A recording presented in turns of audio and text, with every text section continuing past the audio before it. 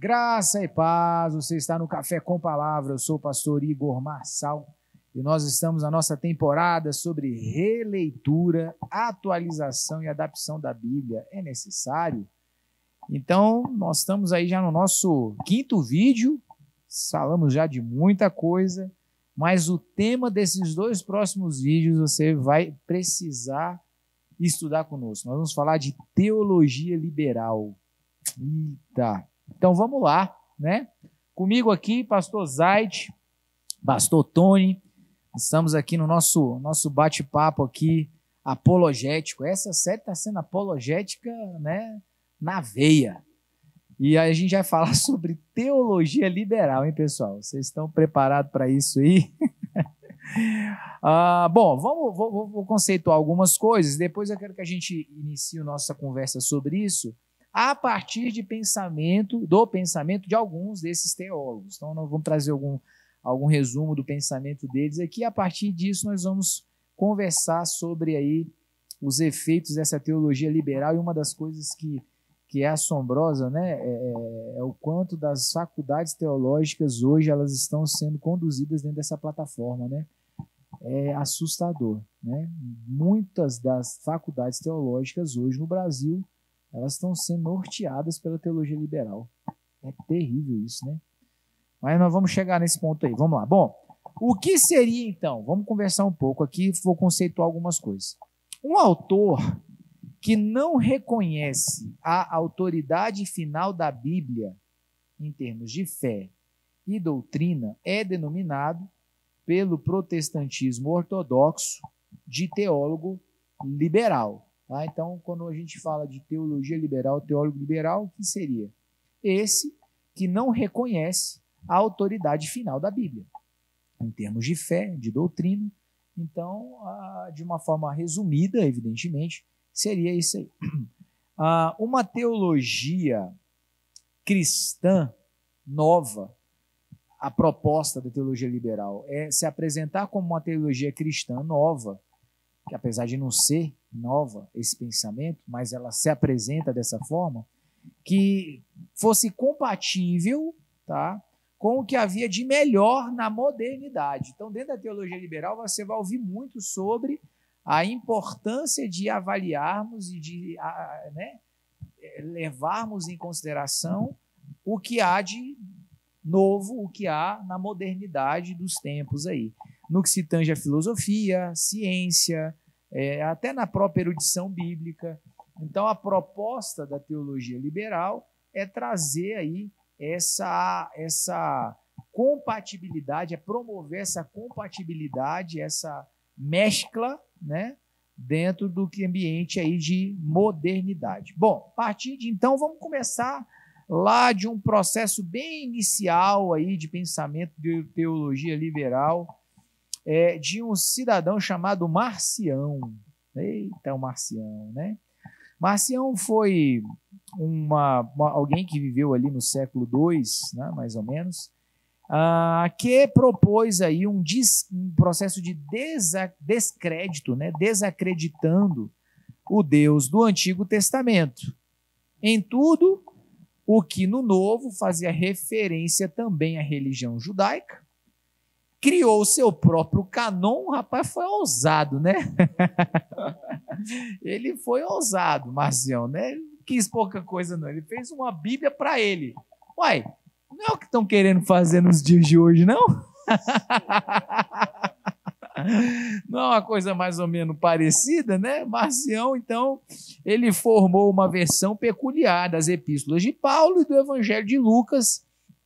E é isso que a velha incredulidade produz, né? Uma Bíblia mutilada, com textos selecionados, editados e reinterpretados por intelectuais cuja a falta de fé é vendida, né, como justiça social e tolerância. Então, a falta de crença na Escritura, a falta de crer no que está escrito é justificado como justiça social, né, como tolerância. Então, nós temos que ser tolerantes com essas pessoas que caminham nessa prática de pecado e não querem abandonar. Então, por isso, eu refuto o que a Bíblia diz. Olha que coisa linda. Então, para que eu possa estar recepcionando essas pessoas que querem caminhar na sua prática de pecado, eu desqualifico a Bíblia, né? E isso é passado como alguém heróico. Não, nós estamos indo contra o sistema ortodoxo malvado. Ele é muito mau, que ele está mandando essas pessoas para o inferno, né? Então nós vamos fazer o quê? A Bíblia você não sabe de nada, e nós vamos ser aqui as pessoas que vão trazer essas pessoas para dentro do conceito de o amor de Deus, porque Deus é amor e Deus ama todo mundo, tolera todo mundo, não vai mandar ninguém para o inferno porque a gente sente que a gente é salvo e a Bíblia não sabe de nada. Só que isso não começou de hoje, né? Essa pataquada aí vem desde lá do 2º século aí, depois de Cristo, né? Quando a gente vê Marcião, que era um bispo, e foi refutado, assim como esses hereges do nosso tempo são refutados por quem é sério, pelos pregadores ortodoxos, né? Que seguem a ortodoxia, a ortopraxia de uma forma extremamente bíblica, como já falamos anteriormente aqui. E ele foi reputado também pelos bispos do seu tempo, foi excomungado e deixou de ser, então, ali alguém relevante, mas fez tudo isso. E aí, pessoal, olha que interessante aí, ó. O Deus, vamos começar daí, o Deus do Velho Testamento, pastor Zait, é diferente do Deus do Novo Testamento. Nós temos dois deuses, o Deus lá que mandou Saul aniquilar todo um povo. Esse Deus não é o Deus do Novo Testamento, não. Mudou? O que aconteceu? O Deus do Novo Testamento virou hippie? Como é que é? É interessante, assim, porque os desvios teológicos, eles começam dentro com os próprios teólogos, né? Pegou para nós agora. Nós vemos ao longo da história os teólogos, os primeiros pais da igreja ali, construindo, né, formatando ali conceitos, né, que vão orientar a igreja, vão basilar alguns princípios para a igreja, e muitos deles foram homens corretos, mas também houve aqueles que derraparam, assim, né? Escorregaram demais. E um teólogo do meio século, primeira metade do século passado, Karl Barth, né? Ele até tem muitos textos dele que são ótimos, que ele tentava voltar à igreja a um fundamentalismo, onde a interpretação bíblica devia ser só pela palavra de Deus, pela escritura e não pela filosofia, né? Mas só que chega um ponto que ele defende que se devia privilegiar mais falar sobre o Deus da graça do que o Deus da ira, o Deus que condenava, o Deus que, né, aponta o pecado. E ele queria que desse mais destaque para o Deus que fala de amor, né, para essas características.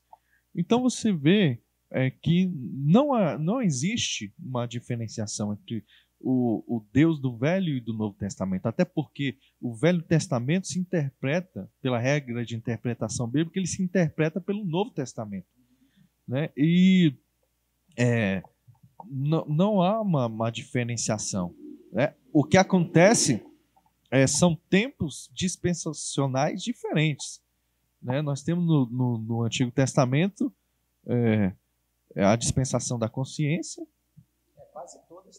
da inocência, da consciência, da promessa e da lei, né? E aí no Novo Testamento nós vamos ter a dispensação da graça, né? São momentos de manifestação de Deus ao homem, e ele exigindo um tipo de resposta, né? Mas não significa que o Deus do Antigo Testamento é diferente do que é pregado no Novo Testamento. É o mesmo Deus, né? Ele não tem sombra nem variação de dúvida nele, como disse Tiago. esse Deus, do mesmo jeito que ele exigia santidade no Velho Testamento, ele exige no Novo da mesma forma. O objetivo com esses 2 vídeos, esse e o próximo, é mostrar para você, desnudar para você o que é a teologia liberal. Nós temos hoje inúmeros pregadores de teologia liberal. Boa parte deles, ou quase que todos eles, estão na internet, sabe? Apontam seus vídeos, ok? Mostram suas pregações. E muitas delas, elas têm um teor extremamente cativante, extremamente carregado de estímulos para prender sua atenção, como falamos aqui, justiça social, tolerância, amor, temas dos quais, se a gente olhar só para o tema, né, a gente olha e fala, de fato, isso faz parte do caráter de Deus. Agora, entenda, o objetivo da teologia liberal é, a partir de um pensamento bíblico, chegar numa conclusão antibíblica. Tá? E é por isso que nós estamos aqui desnudando. Então, um dos aspectos dos teólogos liberais da teologia liberal é fazer essa diferença. Deus do Velho Testamento, Deus do Novo. Alguns chegam a refutar o Deus do Velho Testamento e desacreditar completamente do Velho Testamento. Então, você viu alguém que fala que o Velho Testamento não deve ser lido, não deve ser usado como base de meditação, você está diante de um teólogo, ou nem um teólogo, um mestre, um pregador, um arauto da teologia liberal. Meu conselho que você deve fazer, fuja desse cidadão. Apague qualquer tipo de vínculo de vídeo que você tenha dele aí, porque ele vai causar defraudação na sua fé. Pastor Tony, e aí, pode isso fazer uma versão da Bíblia para mim? Eu posso escolher os livros da Bíblia que eu quero usar? Tá valendo isso aí, pastor Tony? E pode isso? Pois é. O Marcião começou com essa escola, né? De desacreditar a Bíblia, né? De desacreditar o Deus que nos é apresentado no Antigo Testamento. Fez, né? O pastor Igor usou uma palavra muito legal, né? De faccionar a Bíblia, fatiar, né? Então isso aqui me interessa, bom para mim. Então isso aqui é a palavra de Deus. Isso aqui não me interessa, não. Isso aqui não é palavra de Deus. Mutilou. Mutilou a Bíblia. Então, esse tipo de pensamento, desde o 2º século, ele vem sendo combatido, né? Mas, como ele é um evangelho mais fácil, mais adaptável, hoje, na nossa linguagem atual, contemporânea, ele contempla as minorias. Então, está lá o grupo LGBT. Então, essa teologia vai contemplar um grupo LGBT. Está lá as mulheres que estão tendo uma vida de prostituição, mesmo vendendo o mesmo corpo. Então, essa teologia vai contemplar essas mulheres sem essa a condenação taxativa que a Bíblia tem. O pastor Zayt citou aqui o Calbart, né? A primeira etapa dele foi boa, né? Ele tem um bom livro sobre Romanos, né? Que é um dos melhores comentários sobre Romanos, é o do Calbart, na primeira etapa dele, quando ele estava ainda na neo-ortodoxia, né? Tentando trazer a igreja de volta para uma palavra sadia. Não, e depois ele debanda, né? Depois ele debanda, ele começa a entender que o Deus do Antigo Testamento é um Deus muito cruel, é um Deus muito severo, que pune as pessoas. E o Deus da graça não é esse Deus. Então ele começa com a ideia de que a Bíblia não é a palavra de Deus na sua totalidade, mas a Bíblia apenas contém. Então, na perspectiva dele, né? Dentro da Bíblia, alguns trechos são palavra de Deus, outros não. A teologia liberal, ela começa muito dentro de um debate acadêmico, nas faculdades. Então, para sustentar o discurso, os teólogos liberais começam a desacreditar nos milagres. Isso aqui é uma forma didática. da pessoa poder entender, mas esse milagre de fato não aconteceu. A gente viu recentemente aí um filme, né, sobre o Moisés. É Moisés o nome? Sei lá. Que explica Deuses do Egito. Ele é feito dentro de uma perspectiva liberal. Porque ele explica, por acontecimentos naturais, as pragas do Egito. Então, uma praga gera outra. E por acontecimentos mas foram acontecimentos naturais. Não foram milagres. Até a própria abertura do Mar Vermelho foi um vento oriental que conseguiu abrir o mar, mas não conseguiu deslocar as pessoas, né? Não sei como é que pode acontecer isso. Mas eles primeiro começam a tirar os milagres, então os milagres não são palavra de Deus. Existe alguns teólogos liberais que falam, Jesus estava entrando em Jericó, então ele curou um cego. Curou o cego de Jericó lá. Um teólogo liberal vai falar, não, mas por que isso aqui está na Bíblia? Não, isso aqui é uma didática que o escritor bíblico usou para mostrar que a cidade de Jericó estava cega para as realidades de Cristo. Não, mas isso aqui é só didática, isso aqui não é palavra de Deus, isso aqui é uma ilustração, é uma figura de linguagem, então não precisa se preocupar com isso. Então eles vão descredibilizando a palavra, eles vão exatamente falando com o pastor Igor, fazendo o que o pastor Igor falou, eles vão mutilando a palavra. Eles vão faccionando essa palavra e falar, não, o que é interessante para mim, eu trago para mim. O que me confronta não é palavra de Deus, eu desprezo. Né? E dentro dessa perspectiva liberal, existem as ramificações, né? Vai ramificando. Existem pessoas aqui em Brasília, né? Que estão aderindo a uma teologia, me fugiu o nome, mas qual é o princípio dessa teologia? Principalmente é uma teologia inclusiva, é uma igreja que aceita homossexuais e prostitutas mesmo, que ganham dinheiro com prostituição, que são membros dessa igreja, e há pouco tempo atrás, como são pessoas muito relevantes para a igreja, foram alçadas ao ministério, são obreiros hoje na igreja. Eles são obreiros lá, ungidos e aceitos pela igreja, porque dentro da perspectiva teológica desse pastor, é assim, Deus está sofrendo junto com você, mas Deus não sabia que todas essas mazelas iam acontecer na sua vida, por isso ele te entende. Teologia do processo. Assim, Deus está vivendo esse processo junto com você, ele te entende, e qual é o principal pilar dessa teologia do processo? Deus não é onisciente. Ele não sabia.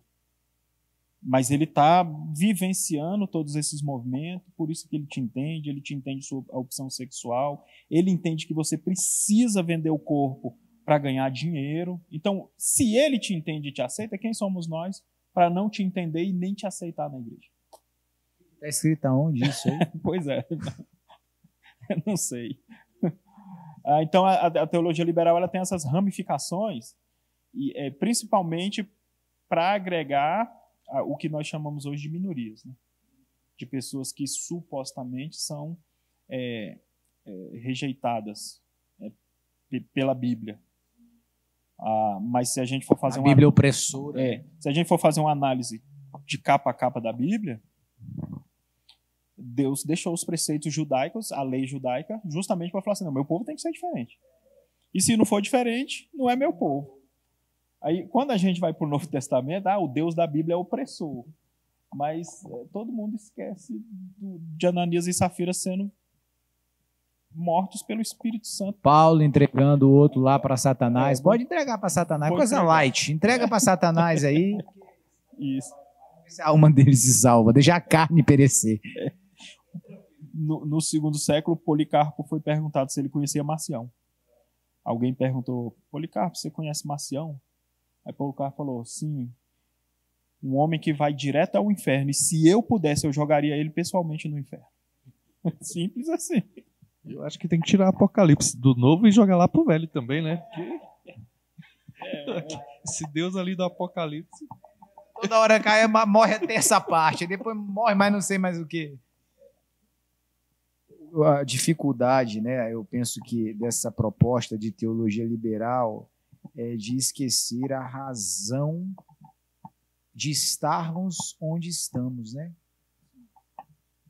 Estamos aqui por causa de um ato de rebelião, de rebeldia contra Deus. E que Jesus, ele veio consertar isso, né? Nos dá uma oportunidade para voltarmos, não para continuarmos em processo de queda e declínio. Ele veio para fazer uma virada de chave. Por isso que ele falava para Nicodemos, se não nascer de novo, não pode ver o reino dos céus. Se não nascer da água e do Espírito, não pode nem entrar. Não pode nem ver nem entrar. Então é uma virada de chave, é uma virada completa, é um processo de conversão real. É Gálatas 2:20, eu já não vivo mais eu. Porque se o eu continuar vivendo da forma que ele quer viver, ele vai para o inferno. Então, a dispensação, como o pastor Zayt pontuou, mudou. No vídeo passado, a gente estava falando sobre isso. A dispensação mudou? Mudou. Porém, Deus ele continuou com seus mesmos atributos. E ele está se privando da ira, melhor, ele está se guardando da ira por um tempo. A graça teve dia para começar e ela tem dia para acabar. E quando ela acabar, meu irmão, quando ela acabar, toda esse processo que Deus tem se guardando, não é que Deus ele está com mágoa. Não, não. Existe o cálice que está se enchendo. E o dia da ira do Senhor é profetizado desde o Velho Testamento. Que os profetas já diziam, eu tenho medo desse dia. Esse dia vai ser o dia, vai ser complicado. Por quê? Porque nós precisamos estar atentos. Então, não caia nesse erro. O Deus desse tempo não é diferente, não. Mesmo Deus, a diferença é que ele disse, eu vou me segurar do dia X ao dia Y. Eu vou me guardar. Eu vou deixar a minha graça e a minha misericórdia prevalecer sobre a minha ira e meu juízo. Mas quando o dia da graça acabar, vai inverter o processo. Graça e misericórdia saem de cena, juízo e ira vão entrar em cena. E aí, meu irmão? E aí você se segura. Que o Deus do Velho Testamento, como eles dizem, né? Se for fazer uma separação, não vai chegar nem aos pés do Deus do tempo do fim. Né? Para essa turma aí, três deuses então vai existir. Porque quando esse se manifestar, o Deus que falou para Esaú, ó, mata todo mundo. Esse aí. Por quê? Porque existe algo acontecendo, pessoal. Não é uma realidade do qual nós estamos vivendo aqui e Deus, né, tá no processo com a gente. Não tem negócio de Deus no processo, coisa nenhuma. Ele está promovendo para nós uma nova vida, onde as coisas velhas passaram e agora tudo tem que se fazer novo. A oferta que Deus nos dá é tudo ou nada. É tudo ou nada. Ou você se joga aqui, ou você morre para ressuscitar, ou você vai perder, sim, a sua vida eterna. Não tem conversa de processo. É como se eles estivessem trazendo o purgatório para o tempo de vida, né? Essa ideia aí, né? Não existe isso. Isso é uma hipocrisia sem limite. Mas é isso aí. Fica com a gente. Nós ainda temos aí mais um episódio para falar sobre teologia liberal. E eu tenho certeza que você vai aprender bastante junto conosco aqui. Amém? Deus abençoe. Fique na paz.